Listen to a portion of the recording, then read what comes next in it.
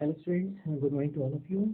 Today I am talking about the types of protocols and means of protocols. So let's start.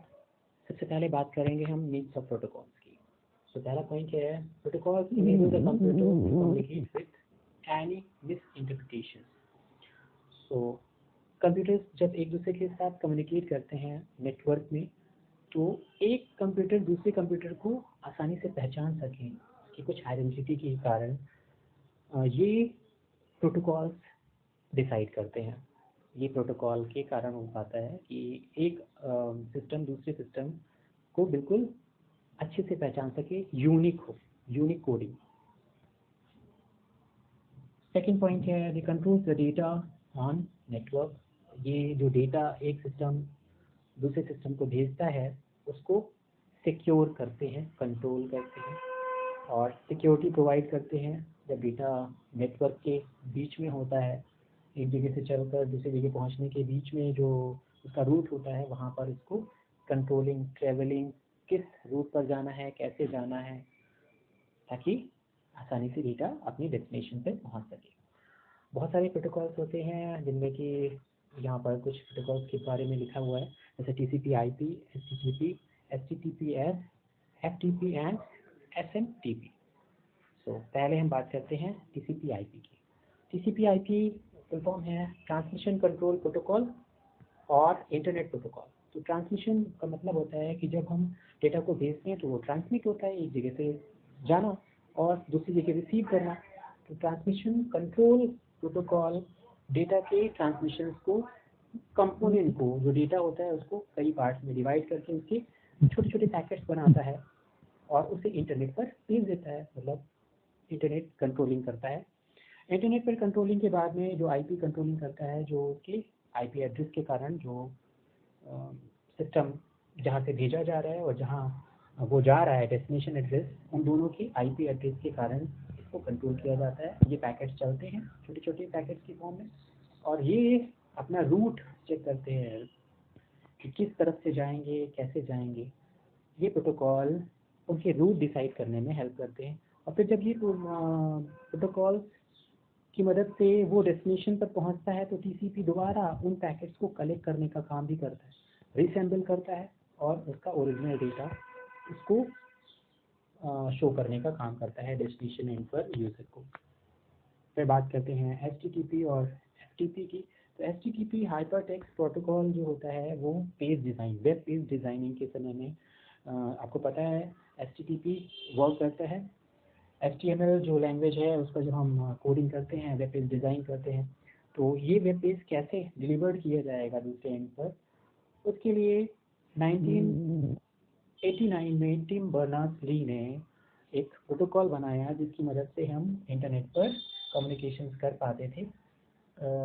ये protocol जो है वो data को web server के through transmit करता है. सबसे पहले जो डेटा TCP/IP का डेटा आया और HTTP के पास में कि हमें बाहर जाना है, जो इंटरनेट में जाना है, तो वो HTTP डेटा भी उसके साथ जुड़ जाता है, HTTP प्रोटोकॉल भी उसके साथ जुड़ जाता है और डेटा को आगे बढ़ाने का काम करता है. तो इस तरीके से 3 प्रोटोकॉल एक साथ चल रहे होते हैं. फिर बात करेंगे हम HTTPS की. HTTP और HTTPS में यही डिफरेंस है कि HTTP का डेटा जो होता है वो सिक्योर नहीं होता. जब डेटा एक सिस्टम से निकलकर नेट पर पहुंच जाता है तो उसको कोई भी देख सकता है, कोई भी उसकी चेंजेस कर सकता है, उसे चुरा सकता है. तो S सिक्योर करने के लिए उस डेटा को HTTPS कमांड करता है और इससे डेटा को सिक्योर किया जा सकता है. इसमें कोडिंग होती है और कोडिंग के थ्रू डेटा को डिकोड करना पड़ता है पढ़ने के लिए. सो HTTP. फिर आता है फाइल ट्रांसफ़र प्रोटोकॉल. अगर किसी फाइल को हम डाउनलोड करते हैं या अपलोड करते हैं तो ये प्रोटोकॉल वर्क करता है, जिसे हम फाइल ट्रांसफ़र प्रोटोकॉल कहते हैं. सर्वर से उस डेस्टिनेशन तक जिसने इसकी डिमांड करी है फाइल की, वो प्रोटोकॉल वर्क करता है, जिसे हम FTP कहते हैं. तो 1 2 3 4 प्रोटोकॉल वर्क कर रहे होंगे, IP, TCP और HTTP या HTTPS, और उसके साथ में FTP जुड़ जाएगा और ये फाइल को उस डेस्टिनेशन तक पहुंचाने का काम करेगा. फिर बात होती है SMTP की. सिंपल मेल ट्रांसफर प्रोटोकॉल, अगर हम कोई ईमेल भेजते हैं या ईमेल रिसीव करते हैं तो यहाँ पर ये SMTP का वर्क करता है, सिंपल मेल ट्रांसफर प्रोटोकॉल, जिसमें हम आउटलुक एप्लीकेशन भी यूज करते हैं। ये मेलिंग प्रोटोकॉल है, जब हम कोई मेल भेजते हैं तो SMTP वर्क करता है। SMTP प्रोटोकॉल की मदद से ये मेल दूसरे मेल एड्रेस तक पहुंचता है। और दिस प्रोटोकॉल, ये दूसरा प्रोटोकॉल है पोस्ट ऑफिस प्रोटोकॉल। जैसा कि आपको पता है, पहले हम लोग लेटर जब पोस्ट करते थे तो पोस्ट ऑफिस जाते थे, तो SMTP पॉप के पास जाएगा और ये क्या करेगा, use to download the email from email server. Email जो सर्वर है, जो यहाँ पर ईमेल कलेक्ट करी जाएंगी, to the client computer. This protocol is use to download email from the email server to client computer. Email server से आपके client computer तक ये भेजने का काम करता है पोस्ट को। As soon as email is downloaded, जैसे ही ईमेल डाउनलोड हो जाती है, this protocol deletes the email from the server.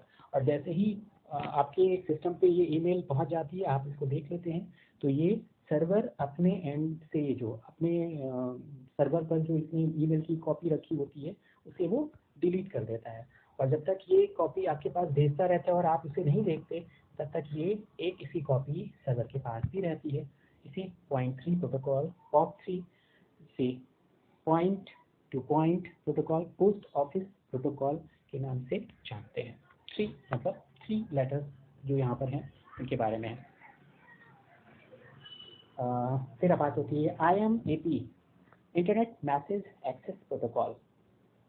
ये प्रोटोकॉल जैसे कि यहाँ पे है, this protocol is also use to download the email from the server to the client computer, but unlike POP, it does not delete the email from the server after they have been downloaded. POP में क्या होता था, POP में एक बार आपके पास mail पहुंच गई तो ये अपने छोर पे जो उसकी मेल होती थी, सर्वर पे जो मेल होती थी, उसे वो डिलीट कर देता था, मतलब आपकी मेल सिक्योर हो जाती थी। पर अब क्या है कि IMAP में ये इसकी एक कॉपी अपने पास रहने देता है हमेशा के लिए। इसका मतलब डेटा सर्वर के पास, सर्वर मेल के पास ज़्यादा रहता है, वो जितने भी मेल आएंगे उसके पास सबका रिकॉर्ड वहाँ पर रहता है, और इस कंडीशंस में डेटा आपका लीक हो सकता है। बट ये बात हो रही है इस टॉपिक की, इसमें हमने प्रोटोकॉल्स के बारे में देखा कि कैसे प्रोटोकॉल्स वर्क करते हैं। कल हम एक नया टॉपिक के बारे में बात करेंगे। तब तक के लिए have a nice day, thank you.